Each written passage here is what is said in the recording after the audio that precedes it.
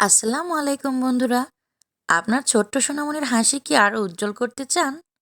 ভাবুন তো, একদিকে দোলনা, স্লাইড আর খোলা মাঠে ছোটাছুটি, আর অন্যদিকে বাঘ, হাতি আর রঙিন পাখিদের কাছে থেকে শেখার সুযোগ। পার্ক আর চিড়িয়াখানা বাচ্চাদের শুধু আনন্দই দেয় না, তাদের শারীরিক, মানসিক আর সামাজিক বিকাশেও রাখে দারুণ ভূমিকা। আজকের ভিডিওতে জানবো কেন বাচ্চাদের পার্ক আর চিড়িয়াখানায় নিয়ে যাওয়া তাদের ভবিষ্যতের জন্য এতটা গুরুত্বপূর্ণ। তো চলুন শুরু করা যাক। তো কেমন আছেন আপনারা সবাই? আশা করছি ভালো আছেন। আল্লাহর অশেষ রহমতে আমিও ভালো আছি, আলহামদুলিল্লাহ। আমরা আজকে চলে এসেছি রংপুর চিড়িয়াখানা এবং পার্কে, যেখানে প্রবেশ মূল্য সবার জন্য 25 টাকা আর 5 বছরের নিচে বাচ্চাদের জন্য একদম ফ্রি। তো শুরুতেই আমরা এখানে এসে পার্কে ঢুকে পড়লাম। পার্কের প্রবেশ মূল্য প্রত্যেকের জন্য 10 টাকা এবং ছোটদের জন্য ফ্রি। রংপুর চিড়িয়াখানা, যা রংপুর বিনোদন উদ্যান ও চিড়িয়াখানা নামেও পরিচিত, বাংলাদেশের উত্তরাঞ্চলে অবস্থিত অন্যতম প্রধান বিনোদন কেন্দ্র। 1989 সালে এটি প্রতিষ্ঠিত হয়। রংপুর শহরের প্রাণকেন্দ্রে পুলিশ লাইন সড়কের পাশে হনুমানতলা রাস্তার পূর্ব দিকে এই চিড়িয়াখানাটি অবস্থিত। জেলা প্রশাসন অফিস থেকে এটি খুব বেশি দূরে নয়। পার্ক এমন এক জায়গা যেখানে প্রতিদিন বাচ্চাদের হাসি আর আনন্দধ্বনিতে মুখরিত। আপনি কি জানেন পার্ক বাচ্চাদের কেন এত প্রিয়? আজ আমরা জানবো সেই কারণগুলো। পার্কে বাচ্চাদের সবচেয়ে বড় আকর্ষণ হলো খেলার সরঞ্জাম, যেমন দোলনা, ট্রেন, স্লাইড, ক্লাইম্বিং ফ্রেম। বাচ্চাদের শারীরিক কার্যকলাপ এবং মজার এক নতুন জগতে নিয়ে যায় পার্ক। এ ধরনের খেলা তাদের শক্তি বাড়ায়, তাদের পেশি ও হাড় মজবুত করে তোলে। বাচ্চারা প্রকৃতির মধ্যে থাকতে ভালোবাসে। পার্কের সবুজ গাছপালা, রঙিন ফুল আর পাখিদের কিচিরমিচির তাদের মন ভালো করে দেয়। প্রকৃতির সঙ্গে যোগাযোগ তাদের মানসিক স্বাস্থ্যের জন্য খুব উপকারী। পার্ক শুধু খেলার জায়গাই নয়, পরিবারের সঙ্গে মানসম্মত সময় কাটানোরও সুযোগ। বাবা মা ভাই বোন মিলেমিশে সময় কাটানো বাচ্চাদের সম্পর্ক আরও মজবুত করে তোলে। এই পার্কটা কিন্তু অনেক বড় নয়, ছোটোখাটোই, কিন্তু খুবই পরিপাটি এবং সাজানো গোছানো। যেখানে একটি ভূতের ঘর সংসার নামের গুহা আছে, আপনারা চাইলে এখানকার এক্সপিরিয়েন্সও নিতে পারেন। আমার বাচ্চারা যেহেতু ট্রেনে চড়তে ভালোবাসে, এজন্য যে কোনো পার্কে গেলেই আমরা ট্রেনেই চড়ি। আজই আমি শুধু ট্রেনে না চড়ে এই পাশটা দিয়ে আপনাদের সঙ্গে শেয়ার করার জন্য ভিডিও করছি। আর আমার বাচ্চারা তার বাবার সঙ্গে ট্রেনে উঠে ওই পাশ দিয়ে চলে গেছে। আর এখানকার এই স্টেশনের নাম কিন্তু অচিনপুর স্টেশন। তো এই যে সামনে দিয়ে কিন্তু ট্রেনটা আসছে, ট্রেনে চললে আমার বাচ্চাটা কিন্তু খুব খুশি হয়। দেখুন কত সুন্দর লাগছিল না, বাচ্চাদের সঙ্গে একসাথে সবাই মিলে ট্রেনে চড়েছে, অনেক সুন্দর। তো এ পাশ দিয়ে আমি এখন সামনের দিকে এগোচ্ছি। এখানে কিন্তু এই যে রোলার কোস্টারও আছে, আপনারা চাইলে কিন্তু এটার মজাও নিতে পারেন। দোলনা আছে, বাচ্চারা কিন্তু দোলনাও খুব ভালোবাসে। আমি ছোটোবেলা থেকে পার্সোনালি দোলনা খুব ভালোবাসি এবং আমি নাগরদোলায় উঠতেও খুব পছন্দ করি। কিন্তু বাচ্চা কাচ্চা নিয়ে এখন আর অনেক দিন হলো প্রায় নাগরদোলায় ওঠা হয় না, কিন্তু দোলনাতে মাস্ট বি আমি উঠবই যে কোনো পার্কে গেলে। বাচ্চাদের নিয়ে বেড়ানো মানে শুধু তাদের উপকার নয়, পরিবারের সবার জন্য সুন্দর সময় কাটানো। একসঙ্গে বেড়ানো পরিবারের সদস্যদের মধ্যে বন্ধন আরও মজবুত করে তোলে। এটি বাচ্চাদের মনে নিরাপত্তা ও ভালোবাসার অনুভূতি জাগায়। আর এ পাশ দিয়ে কিন্তু আরেকবার ওদের ট্রেনটা ঘুরে গেল। এরই মধ্যেই ওদের ট্রেনের রাইড কমপ্লিট। আর সামনে আমার আমার প্রিয় দোলনা, ওটা দেখেই তো আমার মনে ওখানে বসে দোল খাওয়ার ইচ্ছা কিন্তু জেগে গেল। আমিও চলে আসলাম আমার পছন্দের রাইডে চড়ার জন্য। ওরা ওদিক থেকে ঘুরে আসুক, ততক্ষণ আমি এখানে বসে দোল খাই। আর আমার পেছনের ওয়ালটাতেও কিন্তু খুব সুন্দর করে ড্রয়িং করা আছে, আর্ট করা আছে। সামনেটাও খুব সুন্দর। আর এই চিড়িয়াখানা এবং পার্কের পরিবেশটা কিন্তু আমার কাছে দারুণ লেগেছে, খুবই পরিষ্কার এবং পরিচ্ছন্ন। দোল খাচ্ছে আমি আমার বাবুই মামাম দোল খাচ্ছে। তো এই পাশে আমার ছেলেরা চলে এসেছে। আসার পরই আমি আমার বড় ছেলেকে বললাম, বাবা আমাকে একটু দোল দাও। কিছুক্ষণ দোল খেয়ে আমরা এখন এদিকে চলে আসলাম। এ পাশটাতে দেখুন কিছু ভাস্কর্য তৈরি করা আছে। এই যে কামাররা কিভাবে জিনিস তৈরি করে। সামনে যেটি দেখতে পাচ্ছেন এটাকে বলা হয় ঘানি। এখানেই আগেকার যুগে তেল বের করা হতো ঘানির সাহায্যে। এখানে একটি বলদের সাহায্যে কিন্তু তেল ভাঙা হচ্ছে, এরকম একটি দৃশ্য তৈরি করা হয়েছে। আর সামনেই বাচ্চাদের প্রিয় স্লাইড। পার্ক মানে নতুন বন্ধু তৈরি করার জায়গা। অন্য বাচ্চাদের সঙ্গে খেলে তারা শিখে দলবদ্ধভাবে কাজ করা, শেয়ার করা আর সামাজিক দক্ষতা বাড়ানো। এই যে দেখুন, আমার বড় ছেলেটা এ পাশে আর ছোট ছেলেটা এই পাশে। অন্যান্য সব বাচ্চাদের সঙ্গে মিলেমিশে একসাথে কিন্তু ওরা একদম মজা করে খেলছিল। এসব কারণগুলোর জন্যই কিন্তু পার্ক বাচ্চাদের প্রিয় জায়গা। এগুলোই তাদের জীবনে আনন্দ এনে দেয়। আর এখান থেকে আমরা চলে আসলাম চিড়িয়াখানার পাশে। আর চিড়িয়াখানায় এসেই সর্বপ্রথম আমরা দেখতে পেলাম ময়ূর। ময়ূর পাখিগুলো কিন্তু অসাধারণভাবে ঘুরছিল। আর পাশেই কিছু ঘোড়া ছিল। ঘোড়াগুলো কিন্তু বাঁধা অবস্থায় ছিল না, ছেড়ে দেওয়া অবস্থায় ছিল এবং খুবই মনের আনন্দে ঘোড়াগুলো কিন্তু ঘাস খাচ্ছিল। এর পাশে একটা পুকুর চোখে পড়ল। পুকুরটির দিকে তাকিয়ে আমার এতটাই শান্তি লাগছিল, মনে হচ্ছিল পুকুর পাড়ে কিছুক্ষণ বসি।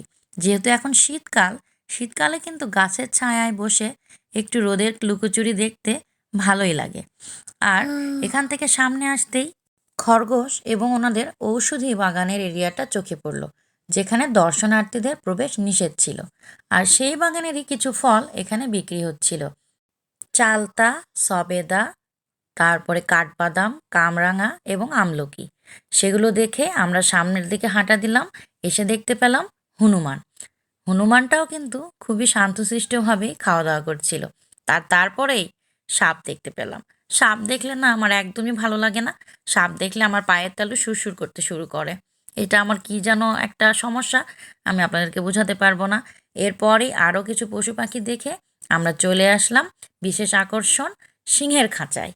যে কোনো চিড়িয়াখানায় বাঘ সিংহের উপরে কিন্তু বাচ্চাদের এবং বড়দের সবারই একটা বিশেষ আকর্ষণ থাকে। এই রংপুর চিড়িয়াখানায় একটি বিশেষ ব্যাপার হলো ওনাদের প্রত্যেকটি প্রাণী কিন্তু জোড়ায় জোড়ায় ওনারা রেখেছেন। এখানে কিন্তু 2টা সিংহ আছে। এই খাঁচা থেকে আমরা সিংহকে একটু দাঁড় করানোর চেষ্টা করছিলাম, কিন্তু সিংহ বসে বসে রেস্ট নিচ্ছিল। আর এখানে একটি বাঘ দেখতে পেলাম, রয়্যাল বেঙ্গল টাইগার, সেটিও কিন্তু রেস্ট নিচ্ছিল। আর এই পাশে ওনাদের বাঘের খাঁচার পাশের ব্যালকনিতে একটি বিশাল বড় বাঘ হেঁটে হেঁটে পায়চারি করছিল, যেটা দেখে আমাদের লোম একদম পুরো খাড়া হয়ে গিয়েছিল। আপনারা আমার সঙ্গে থাকুন, সামনেই কিন্তু আমি আপনাদের সঙ্গে শেয়ার করব বাঘের একদম তীব্র গর্জন, এবং সেটা লাইভ হবে। আমি কিন্তু কোনো নকল সাউন্ড ওখানে ইউজ করি নাই। দেখতে চাইলে আমার সঙ্গে থাকুন অনেক বড় এবং দেখতে বাঘ। থাকুন। ওটা রাজা, হ্যাঁ ওটা রাজাই তো, ওটা বনের রাজা। ছিল রয়্যাল বেঙ্গল টাইগার বাঘটা ছিল ইয়ে মিরপুরে এরকমই ছিল। হ্যাঁ থাকো তুমি এখন। দেখি না আবার সরব আহারের সাথে বাঘ একটু। বাবুই তাকাও আমার দিকে, আহার রাবার মাম্মামের দিকে তাকাও। থাকো থাকো থাকো, বাঘ এদিকে তাকাচ্ছে, দেখো বাবা। সেই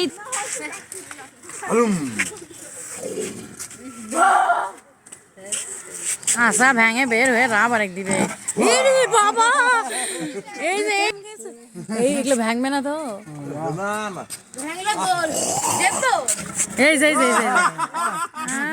তো কেমন লাগলো আপনাদের বাঘের গর্জন একদম লাইভ? আমার নিজেরও কিন্তু খুবই ভয় লেগেছিল। আপনারা যদি একদম এরকম খাঁচার কাছে থেকে বাঘের এরকম করা দেখতেন, তাহলে আমি 100% শিওর যাদের হার্ট দুর্বল তারা কিন্তু স্ট্রোক করতেন। আমার তো খুবই একদম বুকের মধ্যে ধকধকানি শুরু হয়ে গিয়েছিল।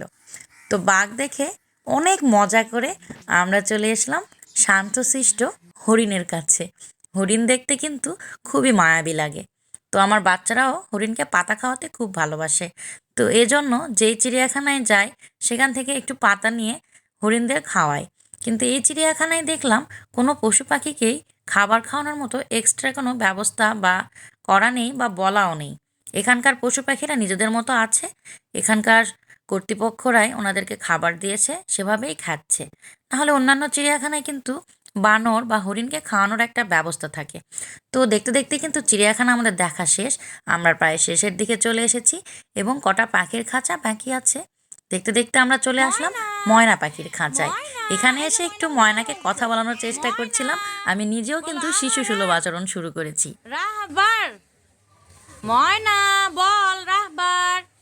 রাহবার বল রুমি রুমি রুমি বলে রাখছিল রুমি হ্যাপি বার্থডে জন্মদিন।